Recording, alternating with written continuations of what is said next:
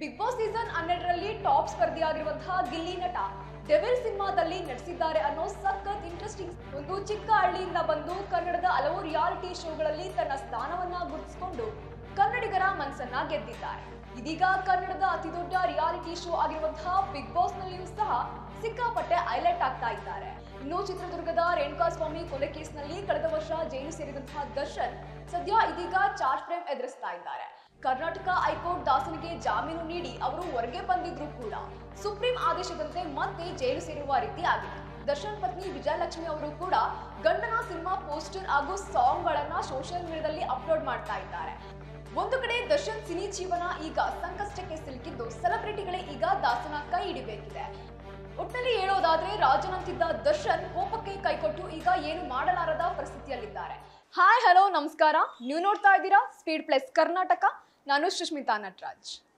Big Boss Kannada season 12ರಲ್ಲಿ ಗಿಲ್ಲಿ ನಟ ಸಿಕ್ಕಾಪಟ್ಟೆ highlight ಆಗ್ತಾ ಇದ್ದು ರಿಯಾಲಿಟಿ ಶೋನಲ್ಲಿ ಮಸ್ತ್ ಆಗಿ ಮಿಂಚ್ತಾ ಇರುವ ಟೈಮ್ನಲ್ಲೇ ಅವರ ಕುರಿತು ಎಕ್ಸೈಟಿಂಗ್ ಸುದ್ದಿ ಒಂದು ಹೊರಬಿದ್ದಿದೆ. ಹೌದು, ಬಿಗ್ ಬಾಸ್ ಸೀಸನ್ 12ರಲ್ಲಿ ಟಾಪ್ ಸ್ಪರ್ಧಿಯಾಗಿರುವಂತಹ ಗಿಲ್ಲಿ ನಟ ಡೆವಿಲ್ ಸಿನಿಮಾದಲ್ಲಿ ನಟಿಸಿದ್ದಾರೆ ಅನ್ನೋ ಸಖತ್ ಇಂಟ್ರೆಸ್ಟಿಂಗ್ ಸುದ್ದಿ ಒಂದು ಇದೀಗ ಹೊರಗೆ ಬಿದ್ದಿದ್ದು ಗಿಲ್ಲಿಯ ಫ್ಯಾನ್ಸ್ ಅಂತೂ ಸಿಕ್ಕಾಪಟ್ಟೆ ಖುಷಿಯಾಗಿದ್ದಾರೆ.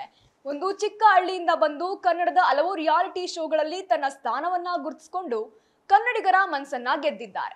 ಇದೀಗ ಕನ್ನಡದ ಅತಿದೊಡ್ಡ ರಿಯಾಲಿಟಿ ಶೋ ಆಗಿರುವಂತಹ ಬಿಗ್ ಬಾಸ್ ನಲ್ಲಿಯೂ ಸಹ ಸಿಕ್ಕಾಪಟ್ಟೆ ಹೈಲೈಟ್ ಆಗ್ತಾ ಇದ್ದಾರೆ. ಹೌದು, ಗಿಲ್ಲಿ ನಟ ದರ್ಶನ್ ನಟನೆಯ ಡೆವಿಲ್ ಸಿನಿಮಾದಲ್ಲಿ ನಟಿಸಿರುವ ಬಗ್ಗೆ ಅಪ್ಡೇಟ್ ಒಂದು ನೀಡಲಾಗಿದೆ.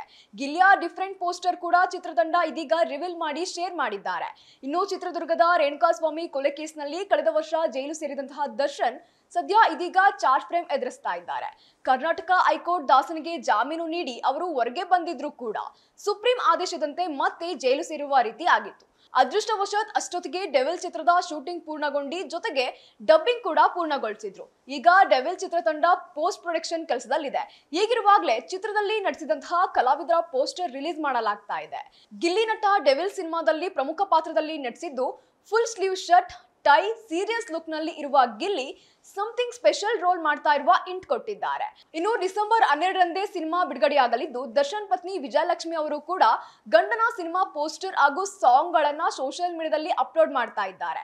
ಇನ್ನೇನು ದರ್ಶನ್ ಡೆವಿಲ್ ಆಗಿ ತೆರೆ ಮೇಲೆ ಬರ್ತಾರೆ ಅಂತ ಅಂದ್ಕೊಂಡ್ರೆ ಆರೋಪಿಯಾಗಿ ಜೈಲು ಸೇರಿ ಕಂಬಿ ಹಿಂದೆ ನಿಂತು ಪಡಬಾರದ ಪಾಡು ಪಡ್ತಾ ಇದ್ದಾರೆ.